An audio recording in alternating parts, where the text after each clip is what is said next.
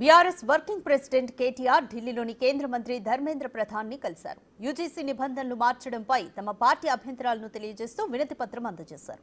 సమాఖ్య స్ఫూర్తికి విరుద్ధంగా రాష్ట్ర ప్రభుత్వాల ప్రజాస్వామ్య హక్కులను హరించేలా కొన్ని నిబంధనలు ఇందులో ఉన్నాయని, గవర్నర్లకు అధికారాలు కట్టబెడుతూ రాష్ట్రాల పరిధిలోని యూనివర్సిటీల నియామకాలు జరగడం మంచిది కాదని, రాష్ట్ర ప్రభుత్వ పాత్ర లేకుండా చేసే యత్నం జరుగుతోందని అన్నారు. ఆయన వైస్ ఛాన్సలర్ ఎంపికలో నిపుణులు ఉండేలా పారదర్శకంగా ఉండాలని సూచించామని అన్నారు కేటీఆర్.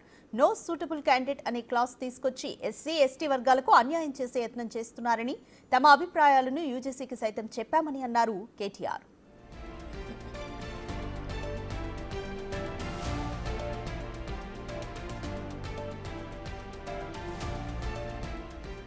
మరో మంత్రి నితిన్ గడ్కరీని కూడా కలిసి సిరిసిల్లలో ముగుస్తున్న రైల్ కమ్ రోడ్ బ్రిడ్జిని కోరుట్ల వరకు పొడిగించాలని కోరామని అన్నారు కేటీఆర్. పార్టీ ఫిరాయించిన ఎమ్మెల్యేలకు సుప్రీంకోర్టు నోటీసులు ఇచ్చింది. వీరిపై అనర్హత వేటుపడి ఉప ఎన్నికలు జరగాలని తామే కాదు ప్రజలు కూడా కోరుకుంటున్నట్లు చెప్పారు కేటీఆర్. పార్టీ ఫిరాయింపు ఎమ్మెల్యేలకు సంబంధించి న్యాయ నిపుణులతో చర్చిస్తున్నామని అన్నారు ఆయన.